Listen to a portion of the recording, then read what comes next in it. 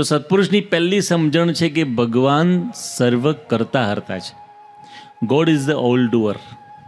અને ભગવાન જે કંઈ કરે છે ને આપણા સારા માટે છે. Whatever it does is good for us. આપણા સારા માટે છે. આવી સમજણ સત્પુરુષોની છે. આવી સમજણથી તેઓ જીવન જીવે છે. અને કોઈ પણ શાસ્ત્ર વાંચો એમાં તમને આ વાત દેખાશે. આજે ચૈત્ર સુદ પૂર્ણિમાનો દિવસ છે, હનુમાન જયંતિ છે, એટલે તેઓના પ્રસંગથી જ પ્રારંભ કરીએ. હનુમાનજી ભગવાન શ્રી રામની આજ્ઞાથી જ્યારે પોતે લંકા પહોંચ્યા, અશોક વાટિકાની અંદર સીતાજીને મળ્યા અને વીંટી બતાવીને પોતાની ઓળખાણ આપી કે હું રામદૂત છું. સંવાદ ચાલતો તો સીતાજીને હનુમાનજી વચ્ચે, અને એ જ વખતે દૂરથી રાવણ આવતો દેખાયો. સાથે એના સિપાહીઓ હતા, અસુરગણ, મંદોદરી પણ હતી. અને રાવણ આવ્યો એટલે હનુમાનજી નાનું સ્વરૂપ ધારણ કરી વૃક્ષ પર બેસી ગયા, જોવા માંડ્યા કે આ શું આવીને કરે છે.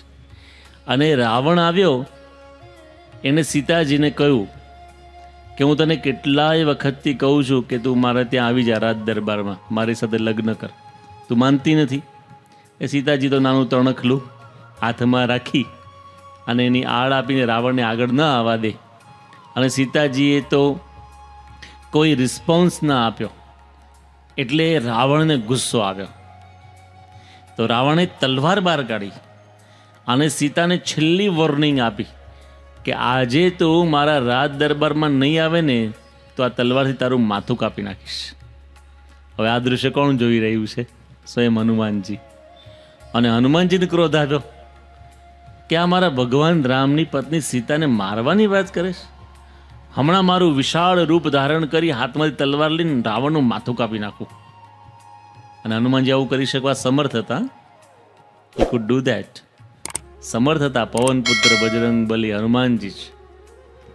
પણ જ્યાં આવો વિચાર આવ્યો ને ત્યાં જ મંદોદરીએ રાવણનો હાથ પકડ્યો અને કહ્યું કે અબળા નારીને શસ્ત્રથી મરાય નહીં, એ શાસ્ત્રમાં મોટો અપરાધ કહેવાય છે, માટે તમે પહેલામાં પેલું તલવાર મ્યાનમાં મૂકી દો.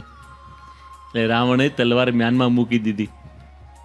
એટલે હનુમાનજીએ વિચાર કર્યો કે સીતાજીના રક્ષણનું વિચારતો હતો, પણ સીતાજીનું રક્ષણ ભગવાન રામે મંદોદરીમાં રહીને કર્યું.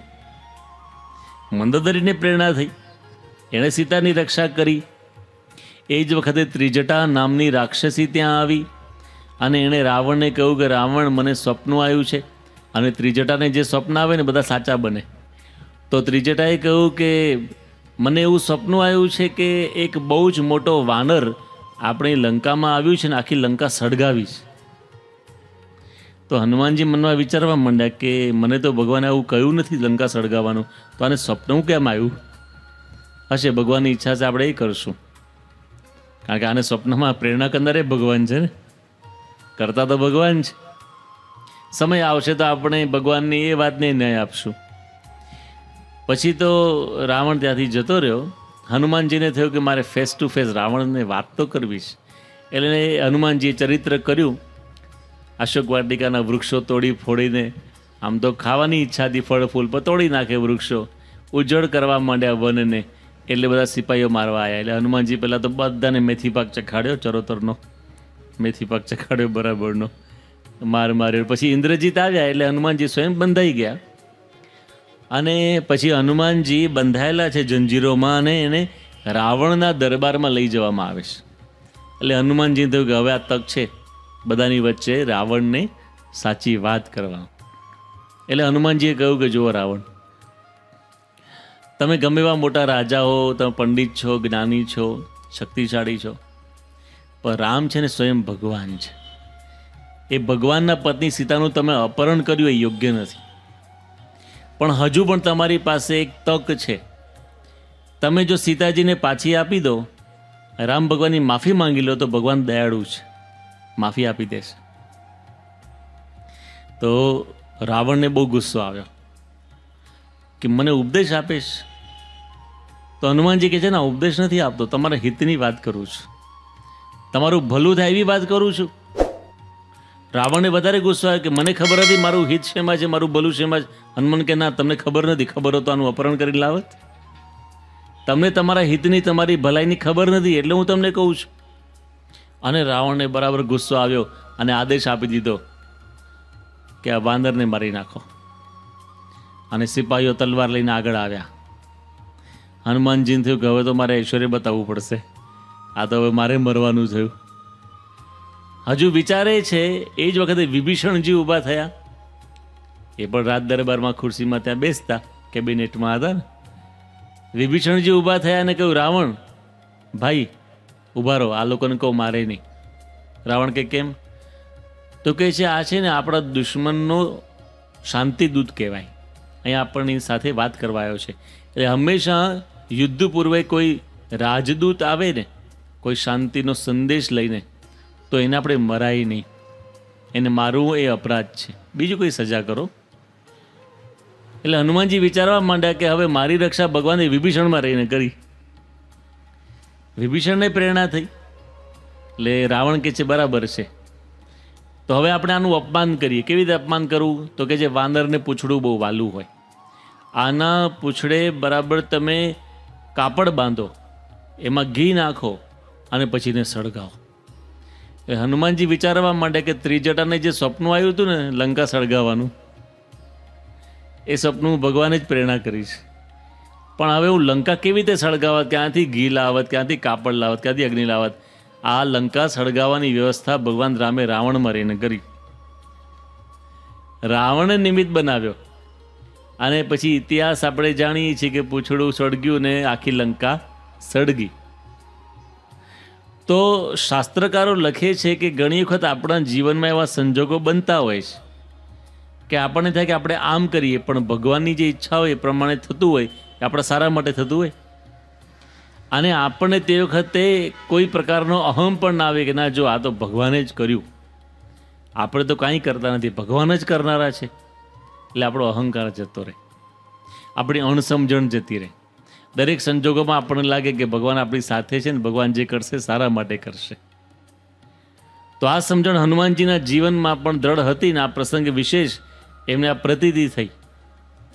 એટલા માટે તુલસીદાસજી બહુ સરસ લખે છે, મેરો ચિંત્યો હોત નહીં કાહે કરું મેં ચિંત, હરિ કો ચિંત્યો હોત હૈ તા પર રહું ન ચિંત.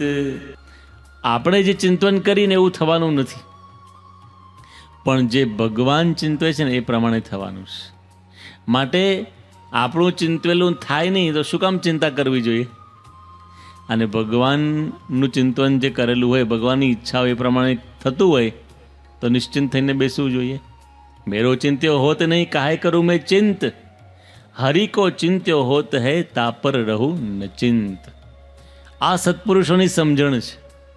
પરમ પૂજ્ય પ્રમુખ સ્વામી મહારાજ 1980ની સાલમાં બોસ્ટનની અંદર હતા અને લોસ એન્જલસના હરિભક્તોએ ફોન કર્યો, બાપા એક બહુ સરસ જમીન આવી છે, best location, very cheap price અને મંદિર માટે બહુ સરસ જગ્યા છે, સ્વામી આપની આજ્ઞા હોય તો લઈ લઈએ.